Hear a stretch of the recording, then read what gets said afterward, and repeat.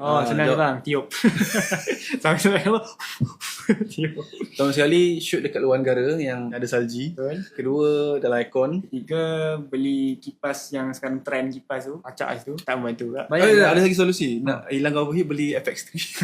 itu paling tepat. Alah, gurau bang kita gurau. Tambah event jawab serius sikit. Bila A74 punya overheat, memang A74 is well known for overheating dekat country yang senang panas, and Malaysia ni memang well known lah, kita punya cuaca memang Lagi outdoor lah. and kita pula shoot outdoor, memang panas terik semua. Even A74 saya pernah pakai kat luar negara lah, saya pernah pakai luar negara, A7S3 dengan A74, waktu tu sama lah kat Aussie. Sama Aussie 40 degree bro. Tengah wedding tu belum tak dengan ready. Overheat tak? Overheat. Tutup Benda tu terus. happen. Dia bagi logo dulu warna kuning.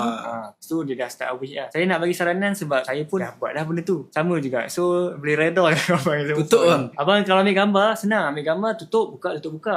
Kalau video video tak boleh buat 4K lah. Bila buat 4K yang sakit tu Bila buat 4K 120 tu, dia ada setting dia saya tak ingat. Tu pun tak membantu juga. Saya pernah pakai tak. Saya ingat setting dalam tu dia ada kata preview of something dalam saya tu. Tak boleh bang. Memang Sony keluarkan body tu hybrid. Dalam dunia ni if you nak dua-dua, dia takkan perfect lah dua-dua tu. Sebab apa dia A74 ni well known for overheating. Like I said before this, dia 7K down sample to 4K. So dia punya besar, dia nak compresskan lagi dekat body yang kecil, memang dia akan suffer sikit lah. Dia tak sesuai untuk long form punya video recording. Kalau 6K Outdoor lah, sebab outdoor kan. Outdoor lah, buat 6K okay. Itulah. Long form ni memang kena kipas. Tapi ada jual kan kipas kan? Ulanzi ke small ada jualan. Cuba try bang.